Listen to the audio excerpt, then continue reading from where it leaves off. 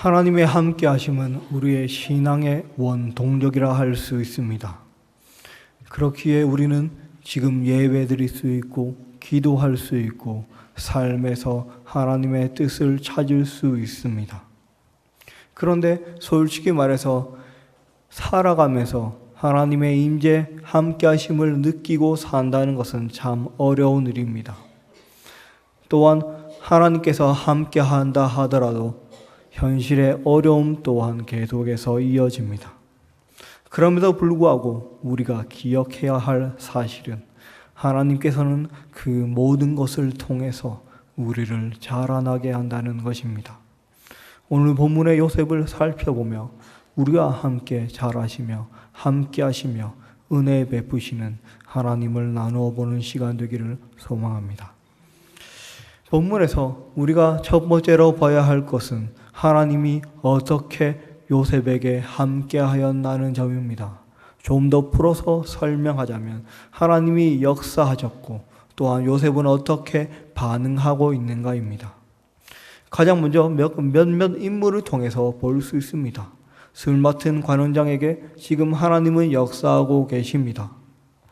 오늘 본문의 상황은 따로 설명을 드리지 않아도 잘 아실 것입니다. 그런데 술 맡은 관원장이 바로에게 이 말을 하기가 쉬웠을까요? 자신의 저가 잘못이 하나 있는데 고백합니다로 시작한 이 말을 하기가 정말 어려웠을 것입니다. 왜냐하면 왕에게 있어 자신의 분야도 아닌 다른 분야의 일을 말한다는 것은 정말 힘든 일이기 때문입니다. 우리가 사회생활을 하거나 일을 할 때 정말 꼭 보고해야 할 것이 있다면 어떻게 합니까?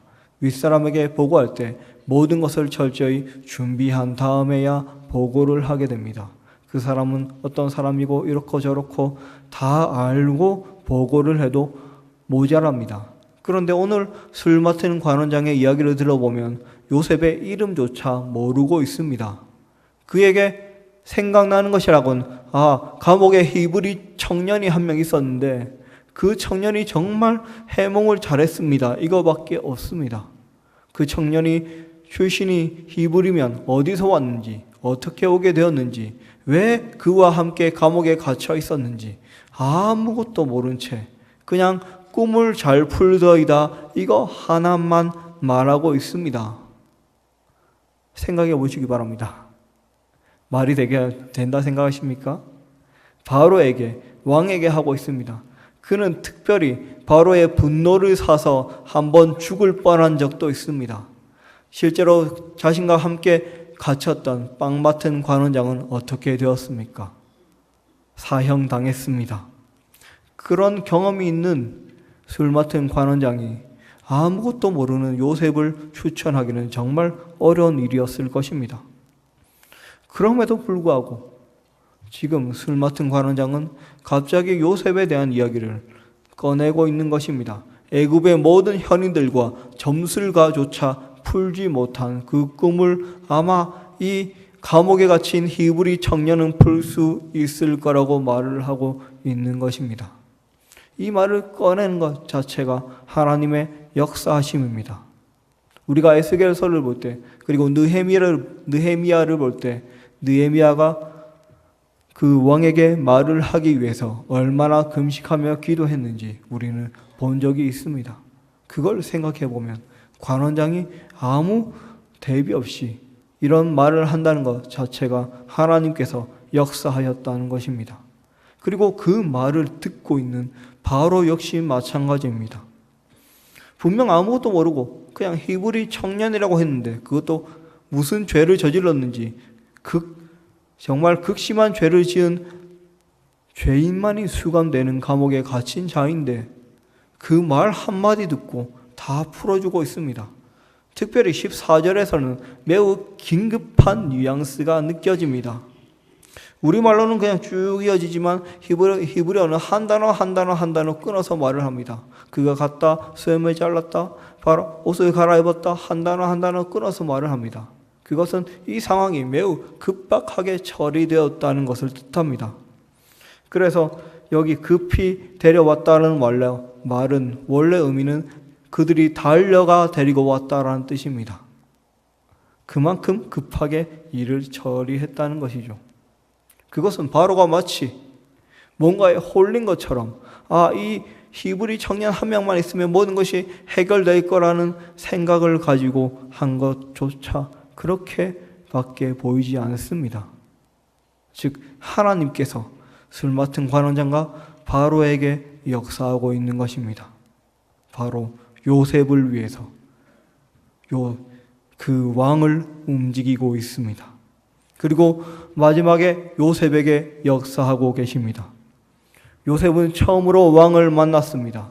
왕에게 어떻게 해야 할지 예의를 잘 모를 것입니다. 물론 친위대장 앞에서 해서 여러 가지 예의 범죄를 알지 몰라도 왕궁 예법과는 좀 차이가 있을 것입니다. 그럼에도 불구하고 그는 매우 담대하고 평안하게 애굽왕 바로 앞에 나오고 있습니다. 그리고 바로의 물음에 대한 16절의 요셉의 첫 대답은 무엇이었습니까? 내가 아니라입니다. 왕이 물어보면 저는 아닙니다라고 너무나 쉽게 이야기가 나오겠습니까? 우리가 대통령 앞에만서도 그것이 잘 나오진 않을 것입니다. 그런데 자신의 생사화복을 주관할 수 있는, 조금 과장되어 말했지만 정말 생사여탈권 정도는 지니고 있는 왕 앞에서 바로 부정하고 있습니다. 내 능력이 아니라고. 그리고 하나님께서 하셨다고, 하나님께서 대답하실 거라고 말하고 있습니다. 이것은 요셉에게 하나님께서 역사하신 것이고 요셉에게 확신을 가져다 주신 것입니다. 이것은 바로 요셉에게 하나님께서 언제나 함께 하셨다는 것을 증명하고 있습니다. 요셉이 처음부터 이렇게 흔들리지 않고 믿음에 굳건히 섰습니까? 전혀 아닙니다. 그렇기 때문에 우리는 두 번째로 하나님께서 꿈을 통해서 또한 요셉의 생애를 통해서 역사하심, 그 역사하심 속에서 또한 함께 하심이 있었다는 것을 살펴볼 수 있습니다. 우리가 지난 시간에 보았다시피 첫 번째 꿈 때 요셉은 철부지였습니다. 그 말을 형들에게 굳이 말해서 분란을 일으켰고, 두 번째 꿈 때는 아버지에게까지 말을 하면서 모든 사람의 미움을 샀습니다. 그런데 두 번째 꿈, 즉 정확히 말하자면 요셉이 노예로 8년 후부터 달라지기 시작합니다. 그 전에 있었던 철부지와 같은 그의 부족한 면모는 눈에 띄지 않습니다. 대신 성경은 39장 2절에서 이렇게 말씀합니다. 여호와께서 요셉과 함께 하심으로, 그리고 그가 누명을 쓰고 감옥에 갇혔을 때 39장 21절에서는 여호와께서 요셉과 함께 하시고 거기에 더해서 그에게 인자를 더하사라고 말씀하고 있습니다. 요셉의 지혜는 점점 낮아지고 있습니다. 화려한 채색 옷을 입고 떵떵거리며 살았던 과거와 달리 그는 노예가 되었습니다. 그가 노예가 되었을 때 하나님께서는 그와 함께 하였습니다.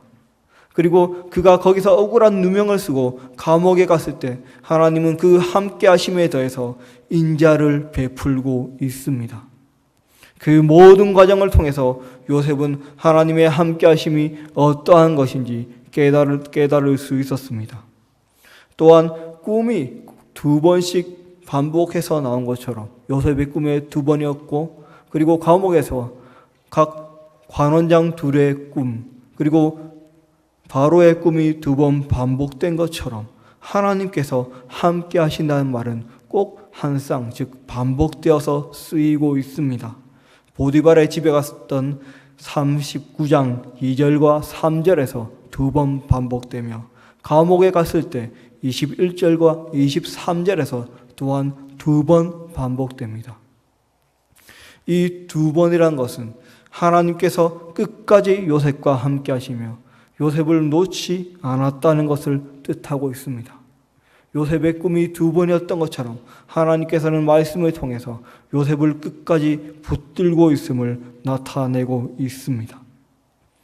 이렇게 하나님의 함께 하심이 자기의 마음속에 가득했기 때문에 요셉은 바로 앞에서 평안할 수 있었습니다.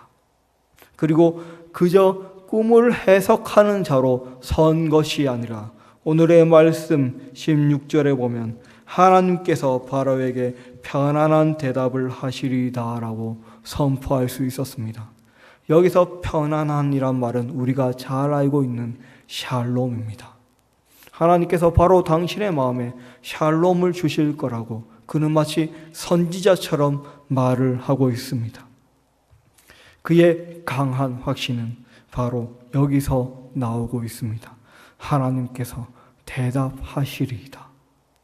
무슨 상황이든지 하나님께서 대답하시며 하나님께서 함께 하실 것이기 때문에 그는 평안할 수 있었습니다. 이처럼 하나님께서는 지금 우리를 자라게 하십니다. 그 과정에서 고난이 있을지언정 우리가 하나님의 나라의 초석이 되게 하시고 하나님의 나라를 함께 보는 자가 되게 하십니다. 오히려 고난을 통해서 언제나 함께 하시는 하나님의 그 큰 역사를 이루어 주십니다.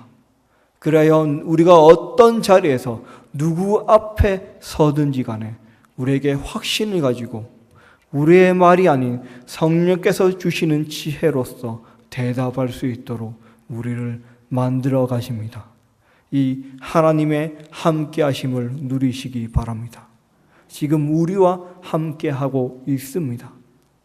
그리고 요셉을 통하여서 또한 큰 일을 베푸셨습니다. 하나님께서 왜 7년간의 풍년과 7년간의 가뭄을 주셨습니까?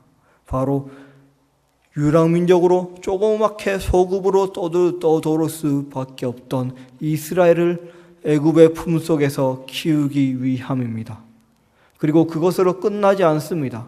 이 7년의 가뭄을 통해서 바로는 애굽의 모든 것을 장악할 수 있었습니다. 애굽의 사유재산은 애굽의 모든 땅과 모든 재산은 바로의 것이 되었습니다. 즉 바로의 절대 왕정이 실현되었습니다. 그렇기에 이스라엘이 나갈 때 하나님께서는 바로를 꺾으심으로 하나님의 영광을 드러내실 수 있었습니다. 하나님께서는 그때를 위해서 요셉을 예비하셨습니다. 우리 역시 마찬가지로 우리가 하나님의 함께 하심을 확신하며 나아간다면 분명히 그 함께 하심을 통해 하나님의 거룩함을 드러내실 것입니다. 그것이 우리의 때가 아닐지언정 우리의 자식의 때일지언정 하나님께서는 분명히 드러내실 것입니다. 그러니 이 하나님의 함께 하심이 언제나 우리의 인식 속에 있기를 바랍니다. 오늘 우리는 본문을 통해 요셉의 모습을 보았습니다. 그리고 하나님께서 요셉을 자라게 하심도 보았습니다. 또한 요셉이 낳고 처한 자리 요셉의 상황이 점점 어려워지면 어려워질수록 하나님의 함께 하심은 더욱더 커져가며 또한 하나님의 인자와 은혜는 더욱더 깊어져 감을 보았습니다. 그리고 그 모든 과정을 통해서 요셉은 아무런 준비 없이 급작스레 밀어닥친 바로왕의 부름에도 평안하게 설 수 있었습니다. 그리고 담대하게 내가 아니라 하나님께서 대답하시리다라고 선언할 수 있었습니다. 우리가 볼 때 마치 요셉의 축복은 총리가 되면서 시작되는 것 같습니다. 그 전까지는 고생하다가 이제 총리가 되어서 그 축복이 시작되는 것 같습니다. 하지만 요셉의 축복은 바로 애굽으로 팔려감에서 시작되었습니다. 왜냐하면 그때부터 하나님의 함께하심이 등장하기 때문입니다. 우리의 가장 큰 축복은 하나님의 함께하심입니다. 그러니 그 함께하심을 소망하기 바랍니다. 내가 할 수 없기에 하나님을 바랍시다. 또한 내가 할 수 있어도 하나님을 소망하시기 바랍니다. 그때 하나님께서 역사하실 것입니다. 그래야 우리의 모든 삶의 순간이 하나님이 함께 하시는 은혜의 시간, 복된 시간 되어 우리 속에 있는 영원한 뜻, 그리스도 예수의 십자가가 나타나며 그 십자가의 능력으로 이 세상에 능히 이겨나갈 수 있는 우리 모두가 되기를 간절히 소망합니다.